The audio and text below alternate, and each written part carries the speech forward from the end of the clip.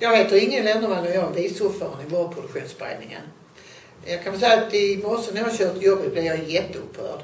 Och det handlar om att man kan konstatera att SUS, Skånes universitetssjukhus, anlitar en rekryteringsfirma som man betalar 3 miljoner för att rekrytera sjuksköterskor.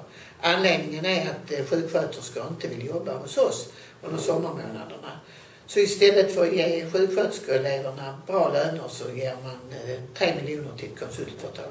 Det är inte bra. Region Skåne är ingen bra arbetsgivare. Grunden är att det är jättestora besparingar. Nästan 900 miljoner som ska sparas fram till nyårsafton. Fullständig omöjlighet. En annan sak som jag skulle vilja ta upp det är att det är uppror i Landskrona. Man vill stänga bassängen som väldigt många utnyttjar och har nytta av för att kunna leva ett bra och värdigt liv. Det finns inga politiska beslut om det, men nu går det i tjänstemannaleden. Imorgon har vi vårdproduktionsberedningen så vi tänker ta upp frågan då.